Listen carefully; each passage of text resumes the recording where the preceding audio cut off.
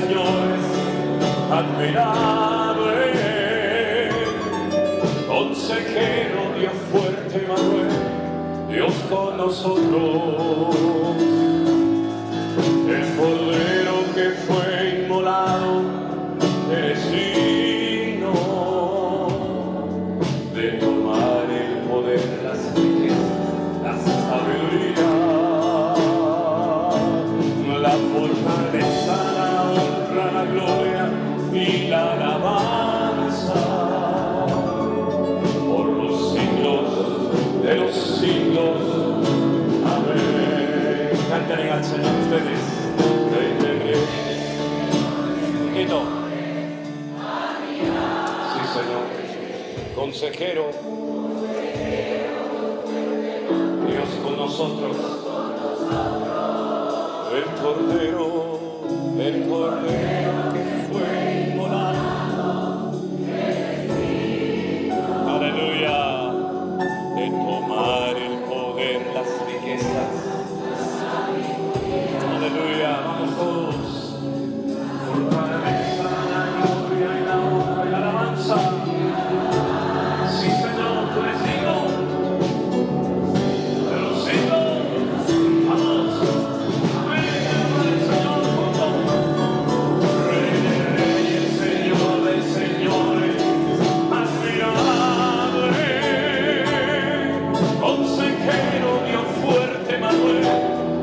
Con nosotros, el cordero que fue inmolado, eres digno de tomar el poder, las riquezas, la sabiduría, la honra, la gloria y la alabanza por los siglos de los siglos.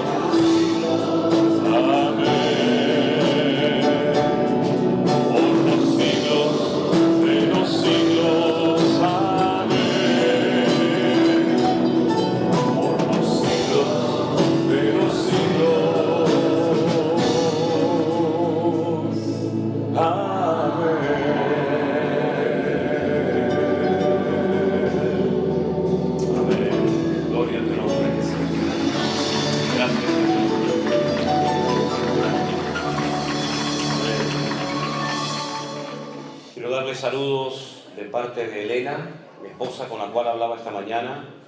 Ella está en Madrid con mis hijas y con mi yerno y con mi nieto, porque han ido a un concierto cristiano y van a estar allí el fin de semana en Madrid. Llegaron ayer, van a estar hoy en ese concierto y mañana ya vuelven otra vez a casa, a Tenerife, para el culto a la tarde. Y ella me decía cómo me gustaría poder estar con mis hermanos en esta mañana, en esta reunión, pero debido a una situación que pasó con nuestra hija Miriam, y que tiene que comenzar justamente, miren por dónde me acabo de dar cuenta ahora mismo, el día 14 de marzo. El día 14 de marzo del 2020 fue cuando el gobierno en España, por lo menos, dictaminó el confinamiento, el estado de emergencia, de alarma, y el 14 de marzo, 3 años después, mi hija Miriam comienza un tratamiento para su enfermedad que se llama esclerosis múltiple. Así es que las vueltas que da la vida, ¿verdad? ¿Quién no diría en aquellos momentos lo que iba a suceder 3 años después? Pero hemos visto su gloria durante todos estos años. Hemos quedado realmente sorprendidos y seguimos estando sorprendidos por la cantidad de personas que en muchas naciones de la tierra en aquellos días entraban en contacto con nosotros a través de correos, a través de mensajes, de llamadas, y no dejamos de sorprendernos cuando viajamos por algunos de los lugares donde nos invitan o donde hay hermanos que se quieren juntar, como por ejemplo aquí en San Francisco. Recién hemos estado en Las Vegas y también ya veníamos anteriormente de Miami. No nos dejamos de sorprender de ver hermanos que conducen horas y horas y días incluso, y hermanos que vienen en avión haciendo un esfuerzo tremendo para estar en estas reuniones, y la verdad es que les agradezco de todo corazón el esfuerzo que muchos de ustedes han hecho para poder estar en esta mañana en este sitio. De verdad que el Señor les bendiga. También mando saludos, hablé con él esta mañana, nuestro copastor de la iglesia en Tenerife, Anderson, que espero que algún día pueda venir por aquí, por estas tierras, y también lo puedan conocer a él y él pueda también ministrar. Él manda saludos. Anoche tuvieron una vigilia de oración en una de nuestras iglesias allí en Canarias y estuvieron orando por esta reunión en esta mañana. Él manda muchos saludos. Y gracias al Señor por su vida también. Una de las cosas que quisiera decir, no lo he dicho en estos días, pero quiero decirlo en esta mañana. A mí no me importa que la gente reenvíe los devocionales y cuando tengo tiempo, apenas tengo tiempo últimamente, a veces ni para comer. Ayer, ustedes saben que estaba aquí y no pude comer, era imposible comer. Me venía a la mente ese versículo que decía que Jesús y los discípulos no tenían tiempo ni para comer, ¿verdad? Y ayer no comí aquí porque eran todos saludos y fotos y estas cosas que a ustedes les gusta tanto, ¿no? Entonces, a mí no tanto, pero bueno, no me queda otro remedio, ¿no? Entonces, no me importa eso que reenvíen mensajes, que reenvíen lo del pastor online, los cultos. Lo que no me gusta, en absoluto, son los oportunistas. Son las personas que con mi nombre, con el nombre de nuestro ministerio, Centro Evangélico Vida Nueva, con mi cara, abran páginas en Facebook o en YouTube o donde sea, y después incluso se dediquen a pedir dinero en mi nombre. Ustedes saben que yo no pido dinero ni nada a nadie. No pido nada. Me quedo muy sorprendido cuando hay hermanos que vienen y te dan un regalito, te dan un sobre o lo que sea, porque yo sinceramente no pido nada, ni aprovecho estas oportunidades que tal vez otro las podría aprovechar. Pero yo no pido dinero jamás, ni aquí en presencia de ustedes, ni a través de las redes sociales. Entonces, si en algún momento ven mi fotografía o ven una página ahí en Facebook o un canal en YouTube donde hay alguien que José Manuel Sierra, Centro Evangélico Vida Nueva, y ahí hay predicaciones, le cambian el fondo, a veces ponen unos fondos horribles. Si por lo menos pusieran unos fondos, ¿cómo se llaman fondos? ¿Cómo lo llaman? Unas carátulas bonitas, pero es que a veces, hermanos, ponen carátulas o fondos que dan miedo, parecen el anticristo, y ahí me ponen en medio, ¿no? El Armagedón. Y yo digo, sí, ni gusto tienen, son hasta vulgares en la forma de presentar su ministerio, o como se llame. Entonces, si alguien quiere reenviar los cultos y tal, yo no tengo ningún problema, no es mi palabra, es la palabra del Señor. Y que la palabra corre y sea glorificada y mucha gente sea interesado por el Señor a través de lo que ustedes reenvían, amigos, parientes, conocidos, etc. Pero ya digo, no me gustan los oportunistas, no me gusta que utilicen mi nombre, mi cara, mi ministerio, nuestro ministerio, para lucrarse o para hacerse conocidos o para hacerse famosos. Si ponga su nombre, no ponga el mío, no usurpe una identidad. A lo mejor a usted le hubiera gustado ser José Manuel Sierra, yo qué sé, si tiene ese complejo de inferioridad, pues hermano, que Dios lo bendiga, pero no usen mi nombre, nuestros nombres, mi fotografía, para incluso pedir dinero para levantar un templo. Hace tiempo me mandó alguien y me dice, van a construir un templo. Digo, ¿dónde? No, usted está pidiendo dinero para levantar una iglesia. Yo no estoy pidiendo dinero a nadie. Otra vez alguien pedía dinero para los niños pobrecitos de África, porque habían oído que nosotros trabajamos con niños pobres en África, en Kenia. Entonces, tengan cuidado con esas cosas. No, bueno, usted con su dinero puede hacer lo que le dé la gana, a ver si me entiende, como si lo quiere mandar al Papa de Roma. A mí me da igual. A mí me da igual lo que usted haga con su vida y con su dinero. Pero tengan cuidado porque hay gente sin escrúpulos. ¿Se puede decir aquí la palabra sinvergüenzas? Bueno, ya la dije. Ya la dije. No, es que a veces una palabra normal para nosotros es terrible para otros, ¿no? Y hay hermanas que me dicen, usan una palabra, dicen, no, nosotros decimos, yo lo eché, le dije que se fuera, pero algunos de ustedes utilizan una palabra para que una persona se vaya. No diga eso, por favor, no diga. Eso para nosotros es terrible. Esa palabra jamás en mi vida me atrevería yo a decirla. Porque para nosotros los españoles es una palabra muy, muy fuerte, terrible. No le voy a explicar lo que es, porque hasta me da vergüenza decirlo, ¿no? Y entonces uno tiene que tener a veces cuidado porque dices una cosa y lo dices tan normal y te escriben, pastor. Y estiran así la palabra, pastor, lo que usted dijo. Por ejemplo, nosotros, y perdonen,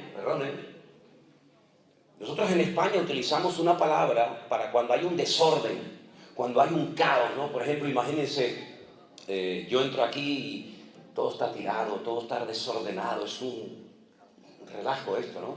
Y nosotros decimos, esto es un desmadre. Un desmadre, es un despelote, como dicen los argentinos, es un caos, un balagán, como se dice en hebreo, ¿sí? Y entonces me escribían y me decían, pastor, ¿qué ha dicho? Digo, un desmadre. No, pastor, igual. En fin, ustedes ven los correos bonitos, pero los feos me lo mandan a mí por privado. Y ahí me llaman de todo, ¿no? Bueno, hermanos queridos, dicho esto, a mí me gusta siempre cuando tenemos un tipo de estos encuentros o actividades, en uno de los mensajes, hablar de los acontecimientos finales, ¿sí? Es un tema que a mí me apasiona, llevo muchos años estudiando las profecías bíblicas y yo creo que en esta mañana, viendo el hambre que hay de parte de ustedes hacia la palabra del Señor, yo creo que sería bueno que reflexionáramos un poquito acerca de los acontecimientos finales. ¿Les parece? Cierra sus ojos un instante, por favor, y vamos a orar y pedir la bendición de Dios para esta palabra que hoy el Señor quiere compartir con todos y con cada uno de nosotros. Padre, te doy muchísimas gracias por este privilegio tan maravilloso que nos estás dando de poder estar aquí esta mañana juntos con tantos hermanos y también con hermanos que ahora mismo nos están siguiendo también por las redes, por Facebook, por Zoom, por los cuales también oramos, Señor, y pedimos que tu palabra caiga en buena tierra, en corazones sedientos y preparados y dispuestos para aprender más y más de ti, Señor. Dirige esta reunión, esta exposición de tu palabra y que seamos gratificados por traer una palabra a nuestras vidas en esta mañana. En el nombre bendito de Jesús. Amén y amén. Gloria al Señor. Espero que no se me caiga agua. No, esperen. Todavía no he empezado y ya están aplaudiendo. Ustedes son gente de fe, ¿eh? Ustedes son gente de fe. Bueno, en segunda de Tesalonicenses hay dos cartas que el apóstol Pablo, por lo menos que tengamos en la Biblia, le escribió a esta congregación donde estuvo muy poquito tiempo, porque hubo una terrible persecución y el apóstol Pablo tuvo que salir huyendo. Probablemente le escribió más cartas, pero en nuestras Biblias tenemos solamente dos. Una que se llama Primera de Tesalonicenses y una que se llama Segunda de Tesalonicenses. En el capítulo 2, verso 1, la palabra del Señor dice así: con respecto a la venida de nuestro Señor Jesucristo y nuestra reunión con Él, os rogamos, hermanos, que no os dejéis mover fácilmente de vuestro modo de pensar, ni os conturbéis, ni por espíritu, ni por palabra, ni por carta, como si fuera nuestra, en el sentido de que el día del Señor está cerca. Nadie os engañe en ninguna manera, porque no vendrá sin que antes venga la apostasía y se manifieste el hombre de pecado y el hijo de perdición, el cual se opone y se levanta contra todo lo que se llama Dios o es objeto de culto, tanto que se sienta en el templo de Dios como Dios, haciéndose pasar por Dios. Verso 5. ¿No os acordáis que cuando yo estaba todavía con vosotros os decía esto? Y ahora vosotros sabéis lo que lo detiene, a fin de que a su debido tiempo se manifieste. Porque ya está en acción el misterio de la iniquidad, solo que hay quien al presente lo detiene, hasta que él, a su vez, sea quitado del medio. Entonces se manifestará aquel inicuo, quien el Señor matará con el espíritu de su boca y destruirá con el resplandor de su venida. inicuo, cuyo advenimiento es por obra de Satanás, con gran poder y señales y prodigios mentirosos, con todo engaño de iniquidad para los que se pierden, por cuanto no recibieron el amor de la verdad para ser salvos. Por esto, Dios les envía un poder engañoso para que crean a la mentira, a fin de que sean condenados todos los que no creyeron a la verdad, sino que se complacieron en la injusticia.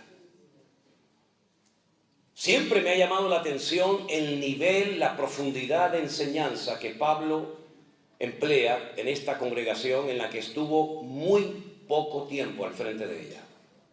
Algunos comentaristas dicen que el libro de los Hechos nos relata una estancia muy breve, muy corta en Tesalónica, por lo menos en la congregación, pero algunos creen que estuvo, digamos, como en una casa aparte, el apóstol Pablo durante un tiempo afincado en esta ciudad. Bueno, sea como sea, lo que está bien claro es que el apóstol Pablo toca una serie de temas en esta carta y en la anterior, que para muchos cristianos sigue siendo un misterio y algo casi incomprensible lo que el apóstol Pablo está contando en estas cartas.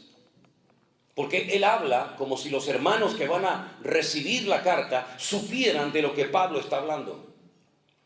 Y es una lástima, por no decir una tragedia, que muchos cristianos, gente que ha estado toda la vida supuestamente en una congregación, congregándose, no tengan ni idea de los acontecimientos finales, de lo que se llama escatología, y cómo poner en orden los acontecimientos finales, y cómo poder saber o discernir en qué tiempo de la historia del programa profético de Dios nos encontramos.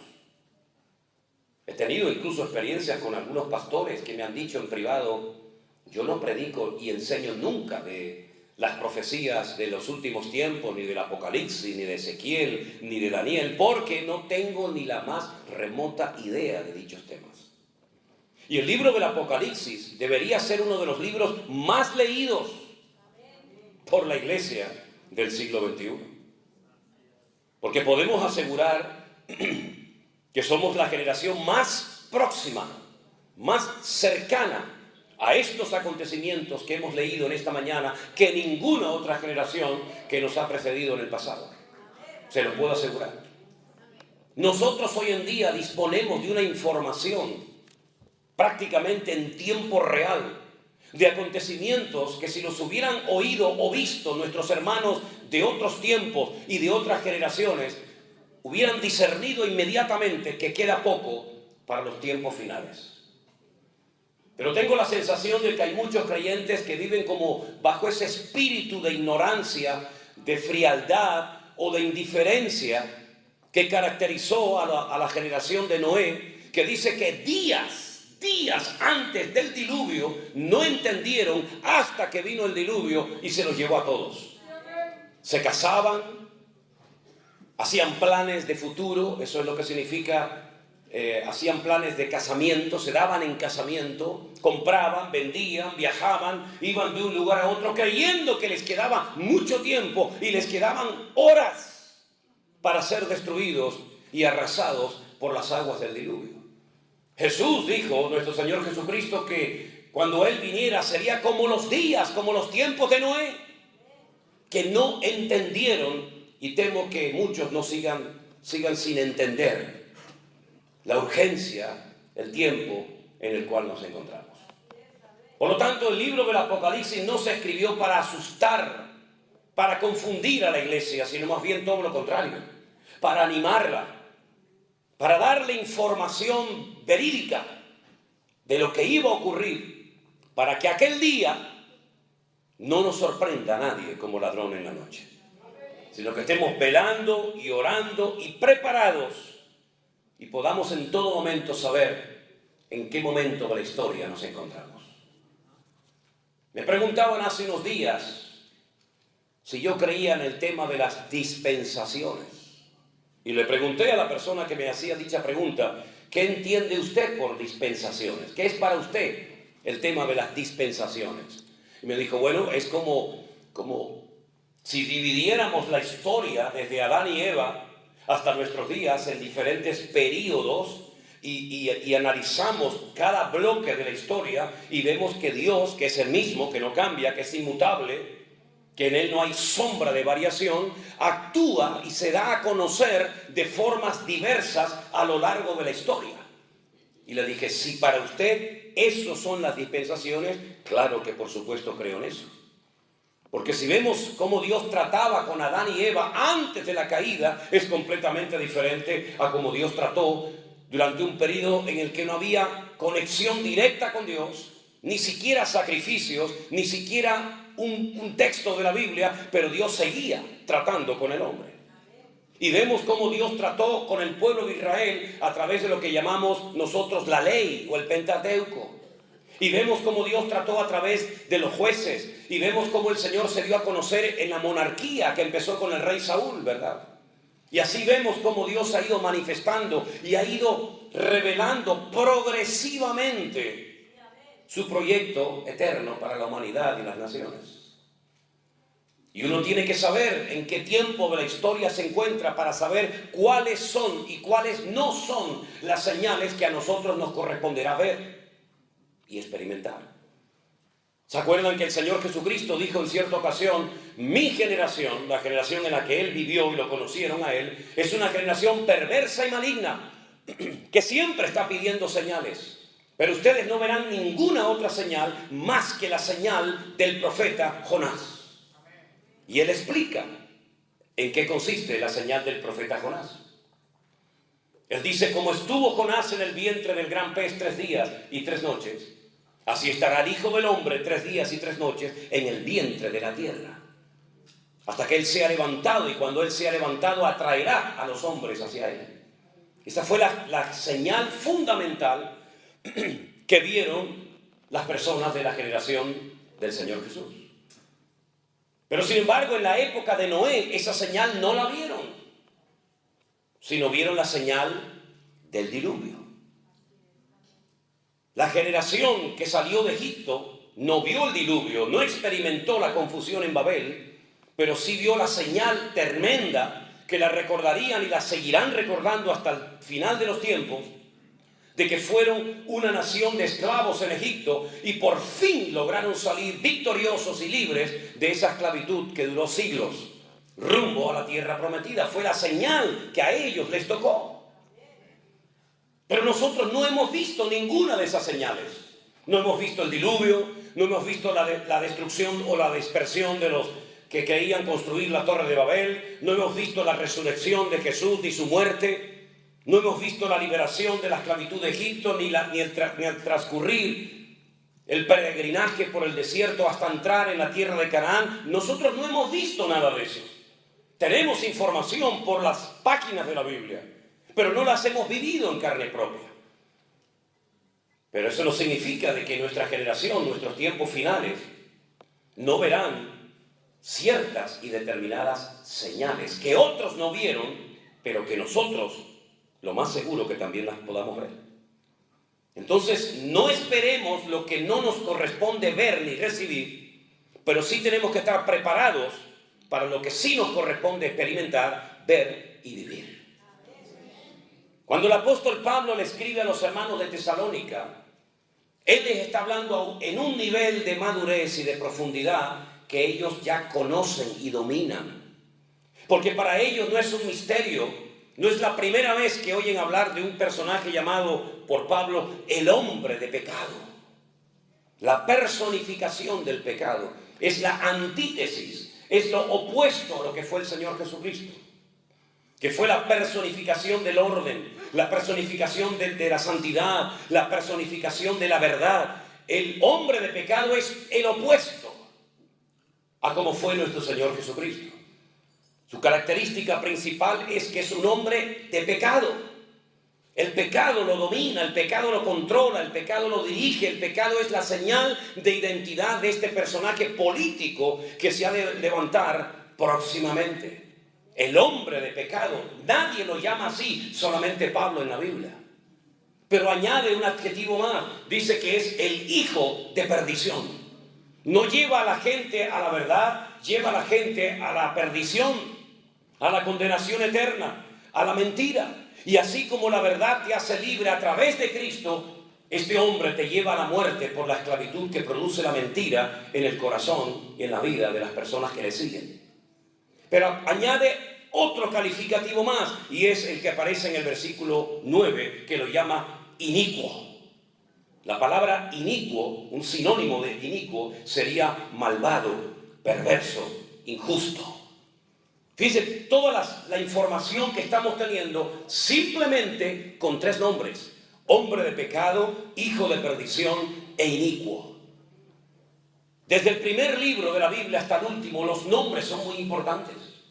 El nombre define lo que tienes delante. Por ejemplo, si yo digo Coca-Cola, todo el mundo sabe lo que es, cómo sabe, etcétera, etcétera, porque se han ganado un nombre a nivel mundial con una reputación o una fama con ese nombre. Cada uno de nosotros tenemos un nombre que nos diferencia de la persona que tenemos a nuestro lado. Incluso cuando uno va a la Biblia se encuentra que Dios recibe diferentes nombres o calificativos. Por ejemplo, esta mañana aquí se mencionó el nombre Adonai. Adonai es el nombre que se emplea solamente para hablar de Él, del Señor. Adonín sería mi Señor, Adoneno sería nuestro Señor, y así sucesivamente. Pero si le quiero hablar a un Señor nunca lo voy a llamar Adonai, lo voy a llamar Baal. Baal, sí, Baal significa Señor. Por eso dice la Biblia que Sara le llamaba a su marido mi Señor, Baalí. Atá Baalí, tú eres mi marido. Y vemos en la Biblia que el primer nombre que nos da la Biblia como dato informativo acerca de ese Dios creador es un nombre en plural, que es el nombre Elohim. Bereshit bara Elohim en Hashamay bet haaretz. En el principio creó Elohim. La traducción literal sería dioses, porque todo lo que termina en in es el plural masculino en hebreo. Pero es que es un término polivalente que no solamente hace referencia a Dios, a la pluralidad de Dios, sino también se emplea, por ejemplo, cuando vamos a los 10 mandamientos. Dice, Lo yisher leja Elohim al panay. No tendrás dioses, Elohim, delante de tu cara, delante de tu rostro, para postrarte ante ellos y adorarlos. Es decir, que en Génesis 1:1 aparece el nombre Elohim para hablar del Dios vivo y verdadero, y en Éxodo 20, los 10 mandamientos, dice no tendrás Elohim, no tendrás dioses. Y hay un salmo que dice que Dios está en la reunión de los Elohim, en la reunión de los dioses. Y algunos malinterpretan el texto diciendo, hay un politeísmo, así como en la mitología griega o romana, que había un montón de dioses. No, es que a los jueces, por sus funciones de impartir justicia, se supone, se les llama también Elohim, porque tienen la capacidad de hacer algo que es intrínsecamente de Dios, que es impartir justicia. Luego es un término polivalente que se puede emplear para distintas personas en la Biblia o cosas. Así que tenemos por una parte Elohim, tenemos por una parte Dios, tenemos por otra parte Adonai, tenemos por otra parte Rafa, tenemos tantos nombres de Dios, es el mismo Dios, pero a través de cada uno de sus nombres podemos descubrir la esencia de Dios. Hasta que después de un tiempo, Moisés, cuando quiere volver a Egipto para sacar al pueblo de la esclavitud, le dice a Dios, allí hay un montón de dioses, hay un politeísmo tremendo, hasta el faraón es un mismo Dios, y lo adoran como el hijo del sol. Cuando yo vaya a Egipto, ¿quién me manda? ¿Qué Dios te ha capacitado? ¿Qué Dios te ha comisionado? Y entonces Dios le revela el nombre y le dice, diles a los hijos de Israel que el que te envía es el yo soy. Es una traducción, tratando de traducir una expresión que en castellano ni en ningún idioma del mundo tiene una traducción literal, porque el verbo liyot, que es el verbo ser o estar en hebreo, en tiempo presente no existe. Es como en inglés el verbo to be, ¿no? I am, you are, ¿no?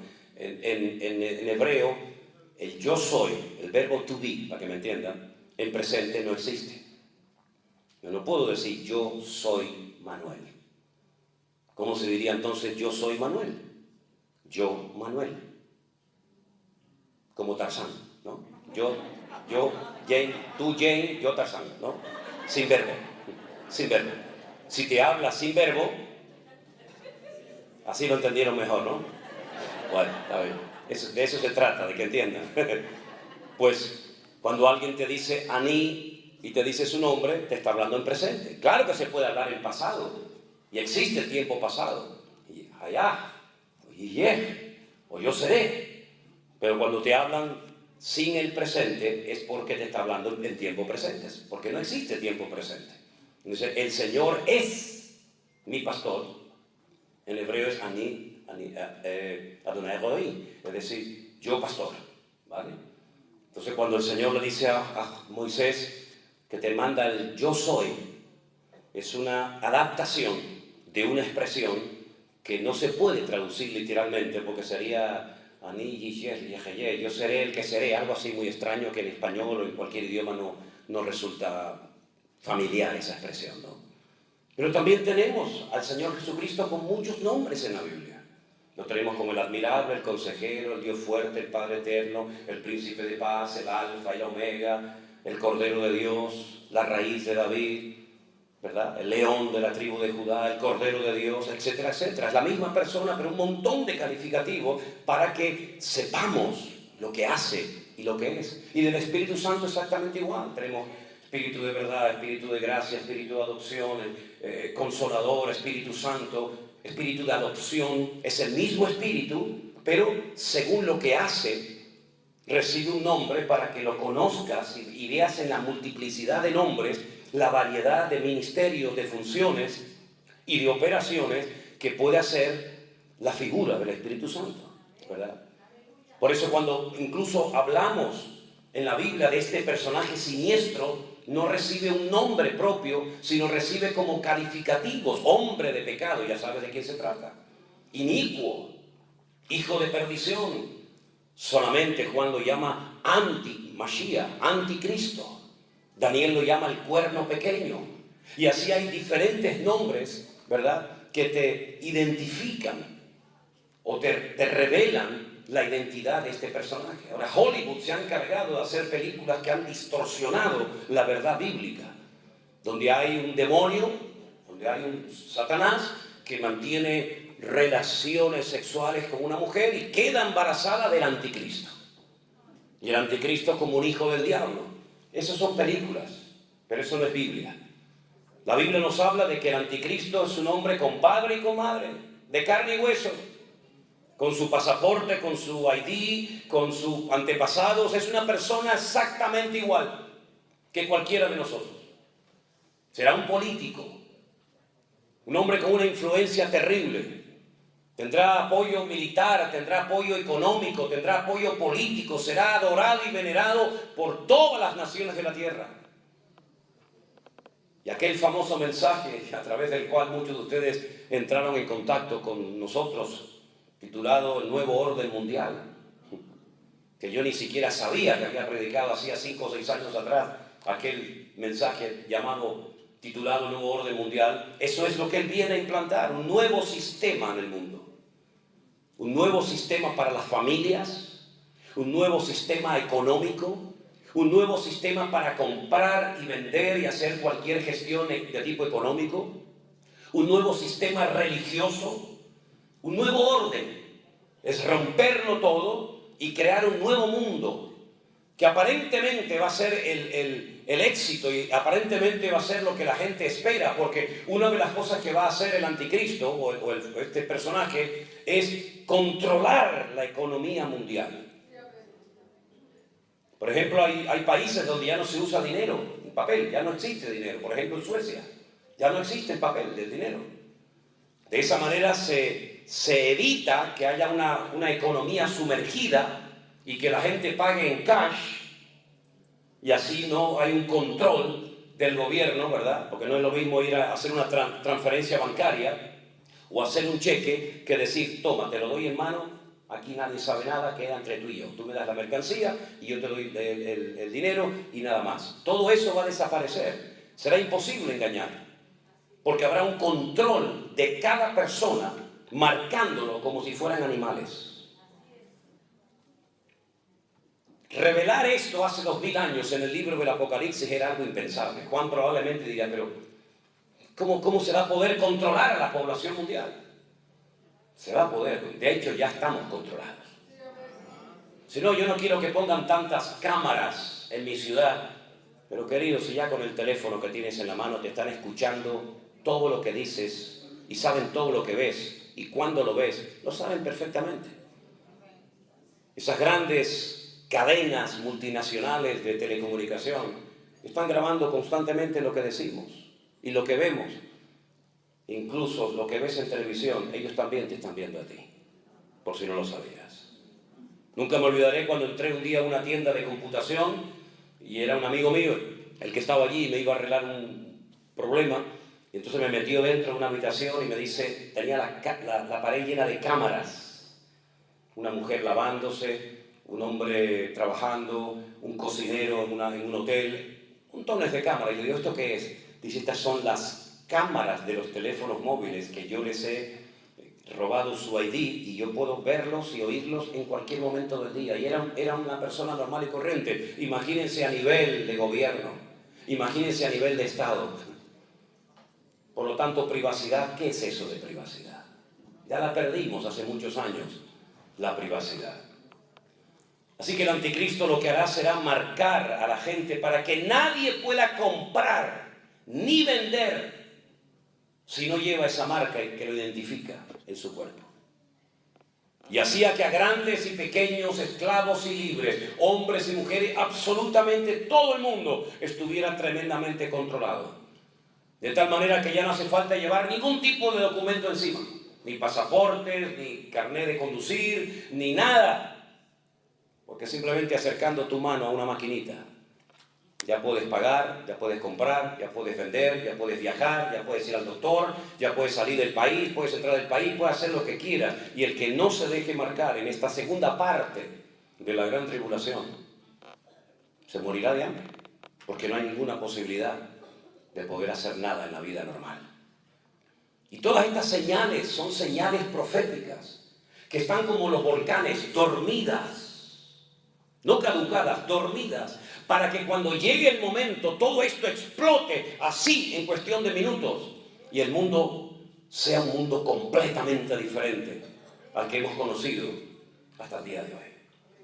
Pero hay un orden en todo esto y ese orden es importante que usted lo conozca para que sepa dónde estamos y para que no estemos preocupados, ni confundidos, ni amedrentados, sino que sepamos que hay un orden y en ese orden el libro del Apocalipsis lo relata con juicios y utiliza la palabra sellos, trompetas y copas. 7, 7, 7, total 21.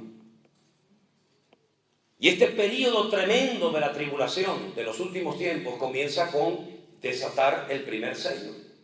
Y es entonces cuando este hombre entra en la escena mundial y se le puede reconocer y decir, este es, o este no es. ¿Cómo podrían saber los creyentes que estamos acercándonos a esos tiempos y que ese hombre ya se ha dado a conocer? Porque lo va a hacer de una forma tan normal, tan natural y tan sutil que algunos ni se darán cuenta. Claro, déjenme aclararles algo. A mí me educaron en la escuela bíblica donde estudié y a muchos cristianos que nosotros no vamos a ver nada de esto. Nada, ustedes preocúpense porque el Señor va a hacer así, como una aspiradora, y va a sacar de la tierra a su iglesia y la iglesia no va a ver nada de esto. ¿Me lo puede demostrar con la Biblia? Porque yo puedo decir lo que quiera. Pero si usted no me lo puede demostrar con la Biblia, yo no tengo por qué decir amén a su palabra. Esa idea de que la iglesia no iba a estar en ningún momento de lo que llamamos la tribulación de los últimos tiempos, la inventó un cura.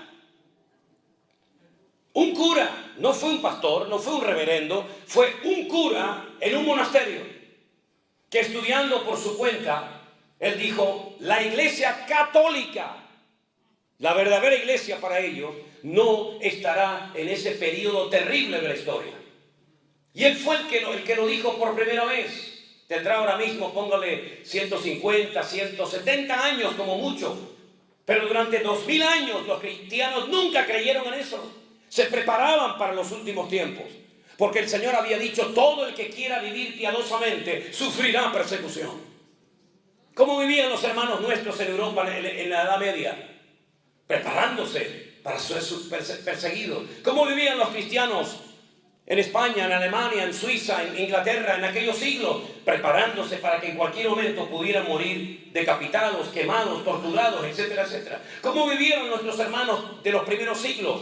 Preparándose para ser mártires en cualquier momento. Es más, Pablo les decía que ellos se habían sentenciado a muerte. No nos vamos a llevar una sorpresa, ni la mano a la cabeza cuando vengan y nos digan tú, a la hoguera, a morir crucificados, sino que ya ellos se habían condenado a muerte y sabemos que un día te va a tocar a ti, hermano, y otro día a ti, y otro día a mí, pero tarde o temprano todos vamos a morir. Ellos lo sabían perfectamente. Incluso había hermanos, según Hebreos, la carta a los Hebreos, que cuando los agarraban y pedían un rescate, como estos que secuestran gente, ¿no? Y dice, pague tanto en 24 horas si no le matamos. Ellos decían, no me paguen el rescate. Pero hermanos, si no pagamos el rescate, lo matan. Es que si no, no voy a recibir recompensa de mártir.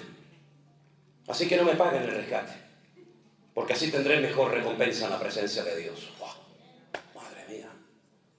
Increíble, todo lo opuesto a lo que nosotros hacemos hoy en día, que oramos para no tener problemas, y si los tenemos oramos para que se vayan, porque parece que son cosas que el diablo nos manda a nuestras vidas, ¿verdad?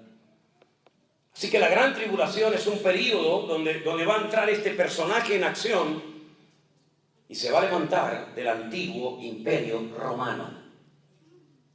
El antiguo imperio romano abarcaba toda Europa, desde Portugal, Finisterre, que se llama así, lo que ellos consideraban el fin de la tierra en España, todo lo que es Europa, todo el Oriente Medio y todo el norte de África.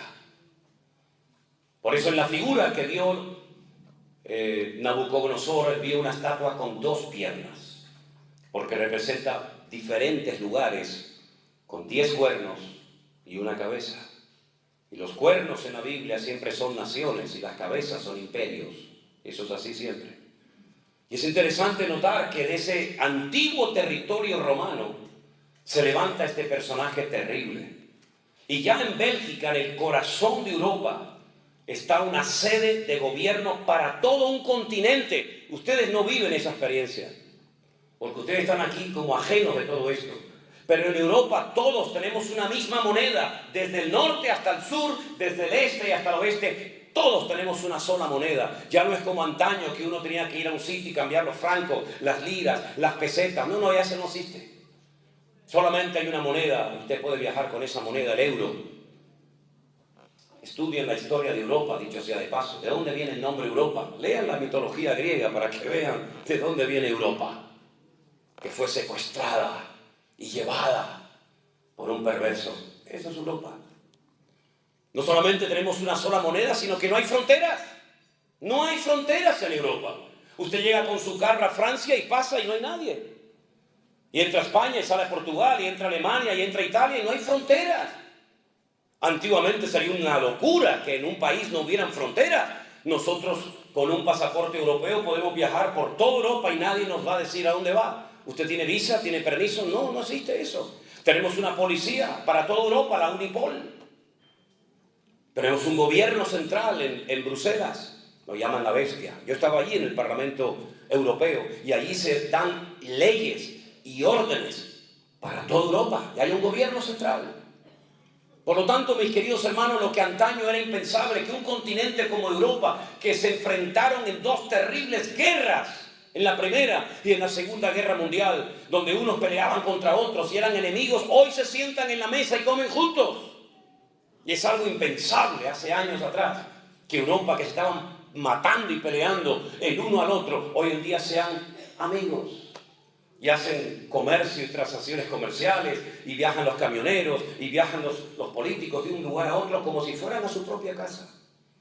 Todo esto es la escena que se está preparando para que el anticristo, este personaje político, aparezca en cualquier momento.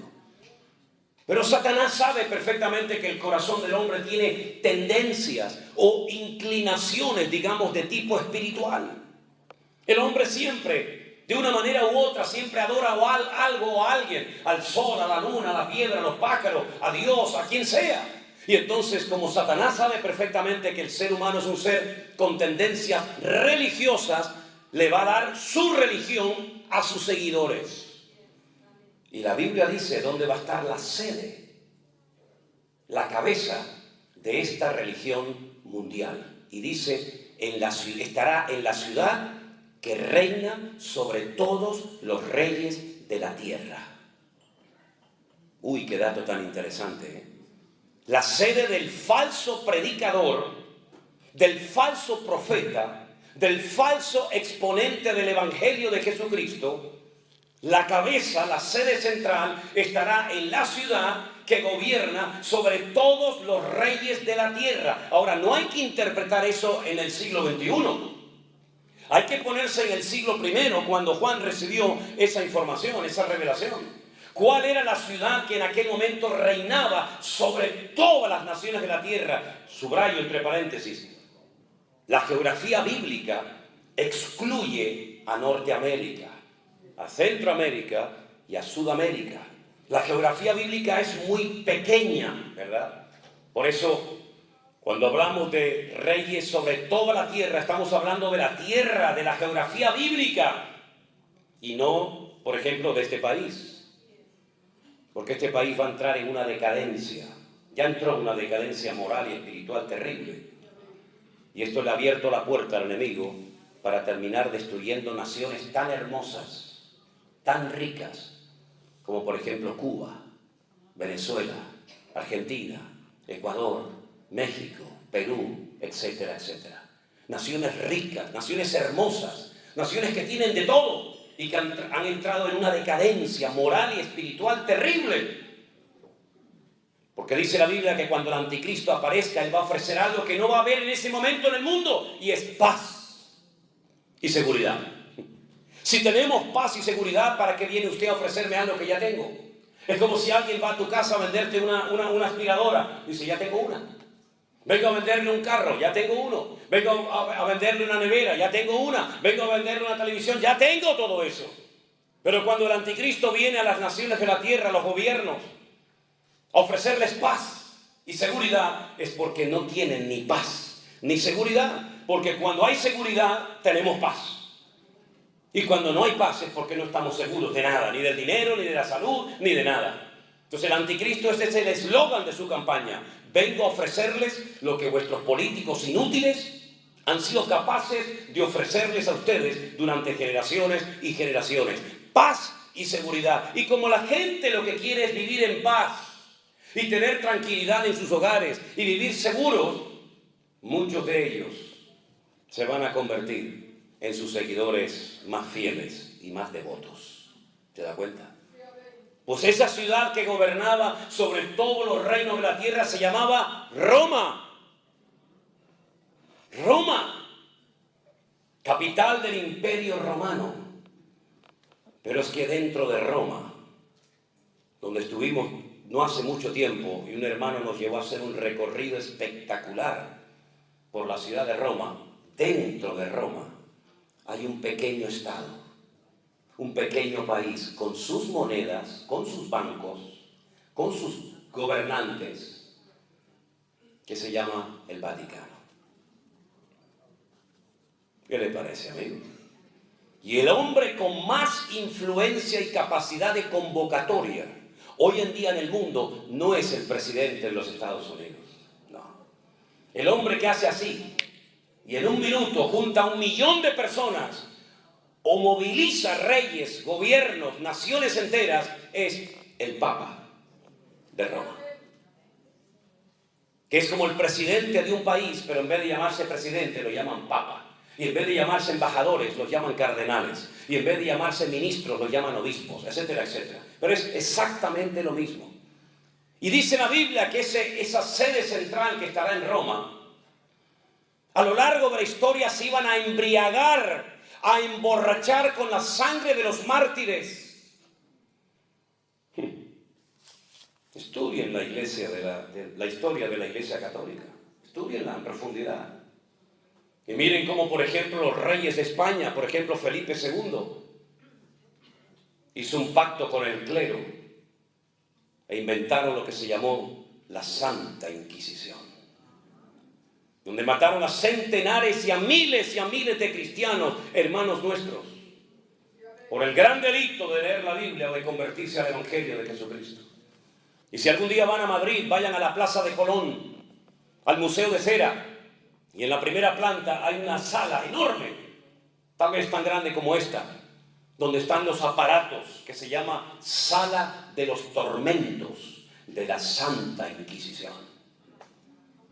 Y en la ciudad de Toledo, donde estaremos Dios mediante en nuestro congreso ahora en el mes de abril, ustedes pueden ir y van a ver los sellos, ¿verdad?, de los oficios cuando decían condenado a la hoguera, condenado a la hoguera, porque te hacían un favor quemándote y purificando tu alma al fuego. Y no solamente la Santa Inquisición existió en España, sino que vinieron también a México, y vinieron también a Perú y a otras naciones, persiguiendo a judíos y persiguiendo a los protestantes, como nos llamaban en aquella época, porque en aquella época protestábamos, hoy en día nos acomodamos. En aquella época abríamos la boca, hoy en día nos callamos, para que nadie sepa que soy cristiano en mi trabajo y me expulsen. Y así como los musulmanes hoy en día se paran en cualquier plaza pública o restaurante o donde sea y ponen su alfombra y rezan mirando a la Meca, dándole las espaldas a Jerusalén, los cristianos ya dejaron de traer las vidas a los cultos y las llevan en el teléfono escondidas para que nadie sepa que eres cristiano. ¿Qué te parece? Esos somos los hijos del Altísimo, los representantes del Señor, que nos da vergüenza ir por la calle con la Santa Biblia y le damos la vuelta en el ascensor para que crean que llevamos un libro, una agenda. La iglesia necesita una sacudida urgente, hermanos. Hay algunos que viven no sé dónde, pero están ajenos a esta realidad de que las cosas van a cambiar, y de hecho están cambiando. Miren lo que le están enseñando a nuestros hijos, a nuestros nietos en las escuelas, en las universidades. Es increíble. Donde ya ni siquiera puedes levantar la voz porque te echan del trabajo, te echan del canal de televisión, te denuncian. Días antes de venir aquí a Estados Unidos, el gobierno español, que son todos una partida de inútiles, óiganlo bien, no, si me están grabando ahí en la cámara, sois unos inútiles, hijos del diablo.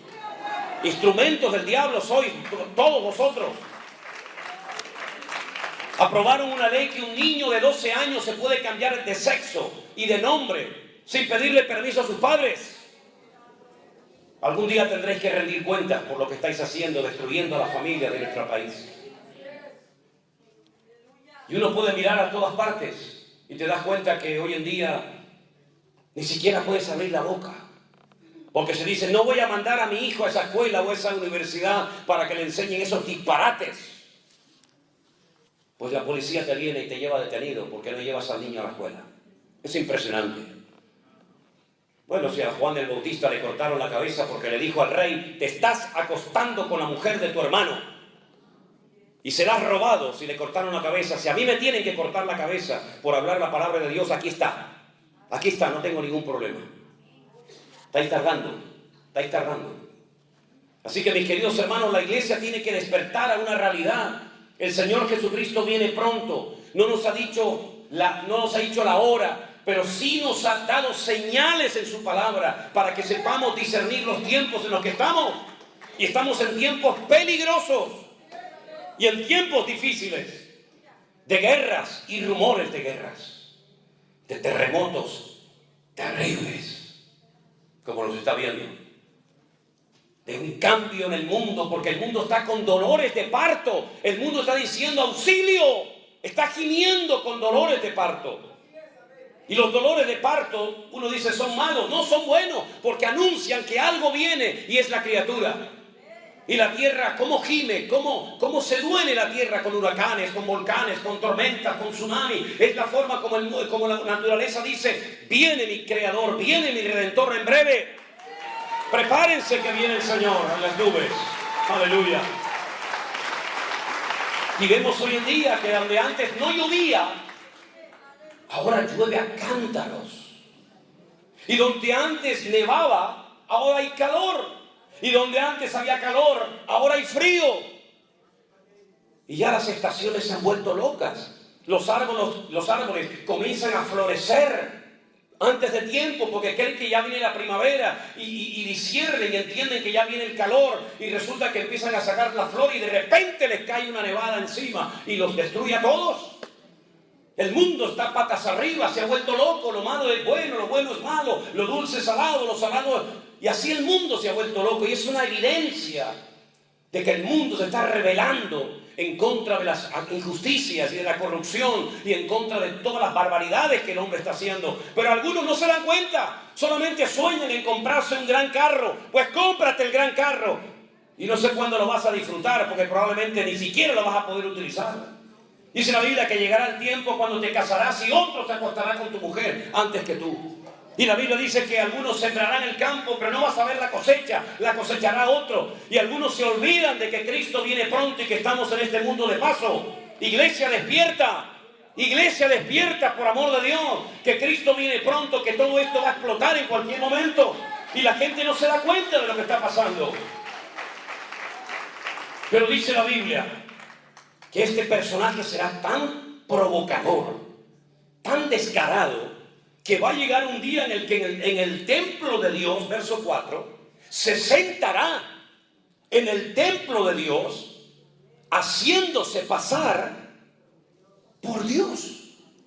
Y volveremos a la época antigua donde los César de Roma y los faraones querían que fueran adorados como si fueran auténticos dioses en carne humana. Ahora bien, escuchen esto, espero poder explicarlo bien. Cuando Jesús salió en una ocasión del templo, sus discípulos le enseñaron las maravillas del templo. Herodes lo había ampliado. Era un templo extraordinario. Y el Señor dijo, ¿veis todo esto? Mírenlo bien. Porque no quedará piedra sobre piedra que no sea destruida. En el año 70 después de Cristo, de la era cristiana, Tito, que era el hijo del emperador romano Vespasiano, destruyó y quemó el templo de arriba abajo y no dejó piedra sobre piedra. Las quemó, las fundió, porque creían que los judíos habían escondido el oro dentro de las piedras. Y las quemaron y las destruyeron y nunca más, desde el año 70 después de Cristo hasta hoy, 2023, no se ha vuelto a construir ese templo en el monte Moriah, en la ciudad santa de Jerusalén. Es decir, que si Jesús profetizó la destrucción del templo y se llevó a cabo en el año 70 después de Cristo, ¿cómo dice Pablo ahora aquí que el anticristo o el hombre de pecado, el hijo de perdición, se sentará, futuro, en el templo de Dios, haciéndose pasar por Dios? Bueno, no hay que ser muy listo para entender que lo que está profetizando aquí el Señor es la reconstrucción del templo de Jerusalén. Porque si no hay templo, ¿cómo se va a sentar en el templo? ¿Cómo se va a hacer pasar por Dios en el templo de Dios si no hay templo? Bueno, querido, lo que te está hablando aquí el Señor claramente es que el templo de Jerusalén por tercera vez va a volver a ser reconstruido. Y los que han viajado conmigo a Israel y los que viajen Dios mediante en los próximos viajes saben perfectamente que todo ya está preparado y listo para reconstruir el templo en cualquier momento. Algunos dirán, sí, pero es que hermano, en el lugar donde antaño estuvo el templo de Jerusalén, hoy en día hay el domo de la roca, esa cúpula dorada de oro, donde abajo está la roca, la piedra que es más grande que todo esto, que es como un altar donde Abraham subió con su hijo Isaac para ser sacrificado. ¿Cómo se van a ir los árabes de allí? No lo sé. Pero que el templo se va a reconstruir allí, no tengo la más mínima duda. Tal vez un terremoto. Tal vez ellos mismos la destruyan. No lo sé. Pero Dios no miente y la palabra de Dios se cumplirá. Por lo tanto, esta es una de las señales de los últimos tiempos.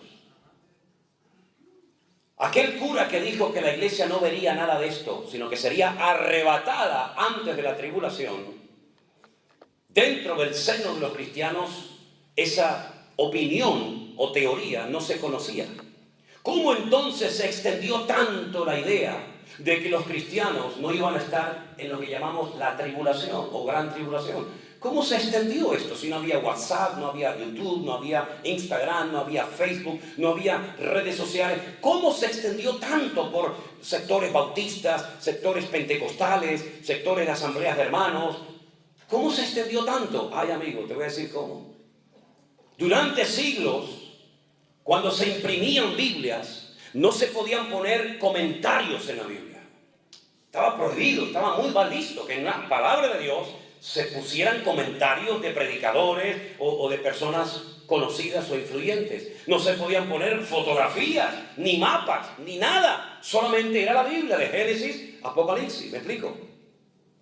Pero hubo un hombre muy conocido, muy respetado en círculos evangélicos o protestantes, llamado el señor, el doctor Scofield. ¿Lo conocen? Las famosas Biblias de Scofield. Pues ya la saben.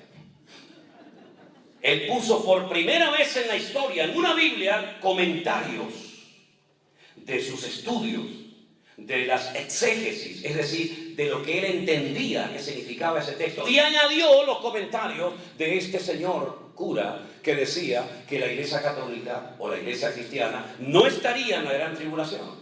Y la gente creyó que era un comentario de él, y como era un hombre tan respetado y tan querido, dijeron, bueno, pues si nuestro hermano, el pastor Scofield, dice que la iglesia no estará en la gran tribulación, tiene que ser así, porque lo dice Scofield. Por eso cuántas veces yo le digo, no digan amén a todo. Analicen con las escrituras si lo que están oyendo es palabra de Dios o es palabra de hombre o es una opinión personal. Estudien, salgan de la ignorancia por amor de Dios.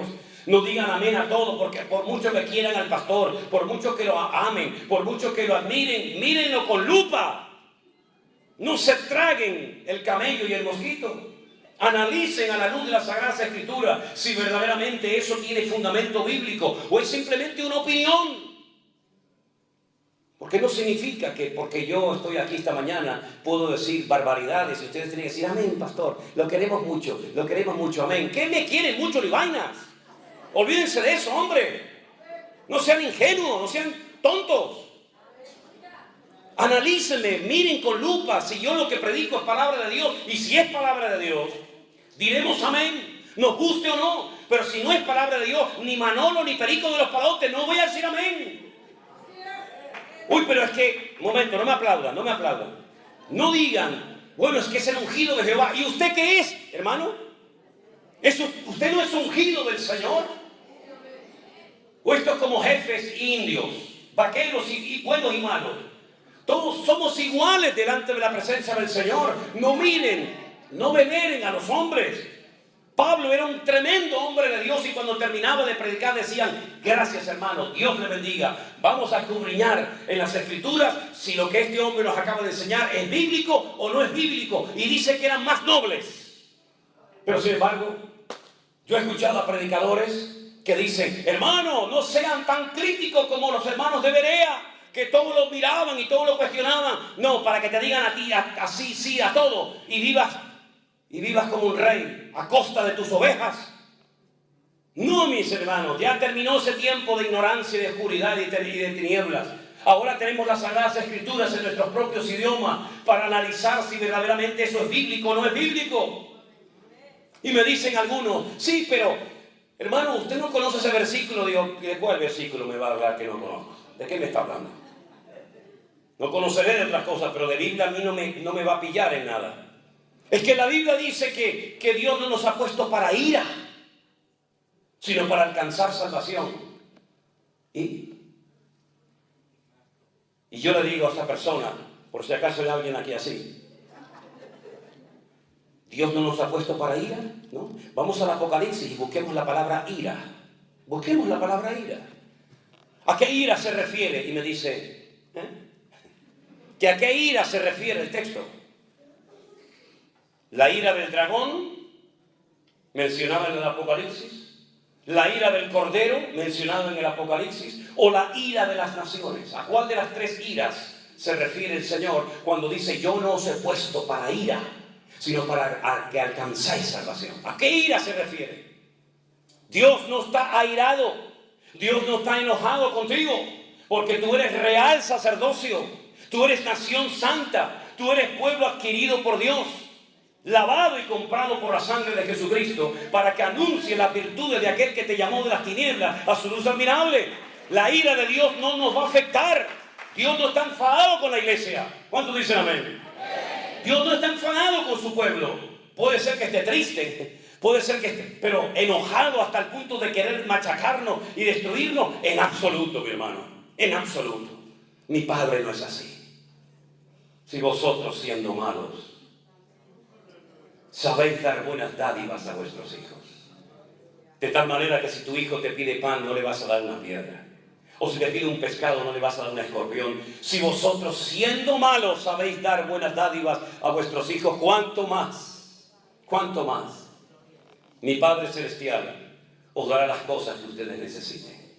Estamos exentos de la ira del Cordero, de la ira de nuestro Dios. Pero ¿y de la ira del diablo? ¿Y de la ira de las naciones? ¿Saben cuántos hermanos nuestros en la fe están pagando con su vida y derramando su sangre por no querer claudicar y abandonar los caminos del Señor? ¿Saben cuántos hermanos han torturado y quemado en estas guerras en Siria, en Irán, en Pakistán, etcétera, etcétera? ¿Saben cuántos hermanos nuestros están en este momento en campos de concentración en Corea del Norte, en China, etcétera, etcétera? ¿Saben el precio terrible que están pagando entre algunas naciones de la tierra nuestros hermanos en Cristo? Qué lindo es estar en América. Oh, por fin el sueño americano. Oh, praise God. Praise God. Si te cogieran a ti, te llevaran ahora a Irán y te impidieran llevar una Biblia en la mano, ¿dirías praise God? ¿O dirías help me God? ¿Te das cuenta? La ira de las naciones es terrible contra la iglesia. Hay naciones donde por llevar una Biblia en la mano te cortan la mano, la cabeza. Hay lugares donde el enemigo se ha levantado con una furia contra la iglesia tremenda. Claro que el Señor no está airado conmigo, pero las naciones nos odian. El diablo nos odia, hermanos. Así como nuestro Dios nos ama, el diablo te odia, no quiere verte feliz, no quiere verte unido con tu familia, no quiere verte prosperado, no soporta verte bien, porque el ser más amargado y frustrado de la historia de la humanidad se llama Satanás.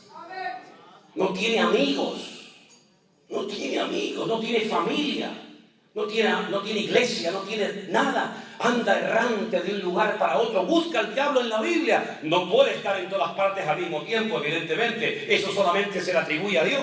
Lo ves en el jardín de Edén, lo ves en el desierto, lo ves en la casa de Job, lo ves por aquí, porque está errante, amargado y frustrado. Todo le ha salido mal, todo. Y además hay una sentencia sobre su cabeza, como una lápida que pesa sobre su cabeza, y es que las puertas del infierno, las cuales tú representas, no prevalecerán contra la iglesia, porque el Señor ha prometido edificar su iglesia a lo largo de la historia. Aleluya. Por lo tanto, mis queridos hermanos,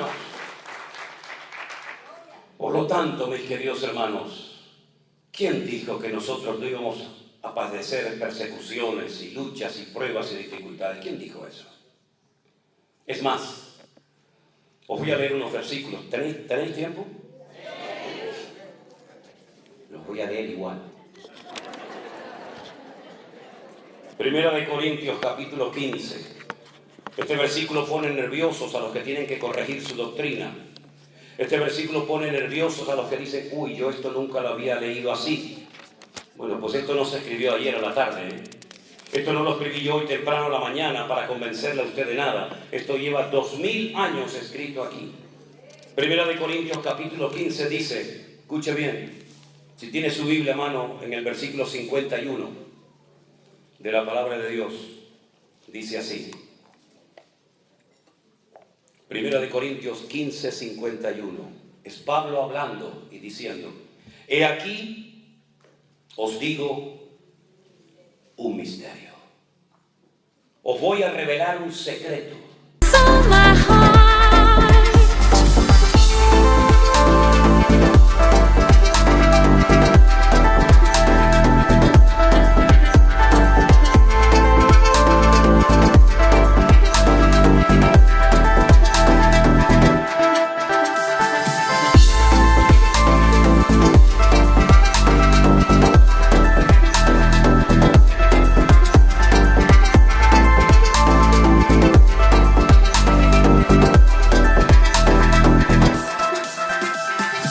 Never thought I'd find love like this.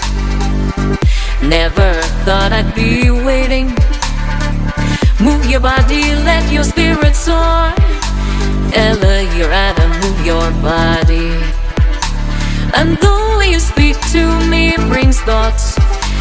I always hoped that you would stay. Cherish my life.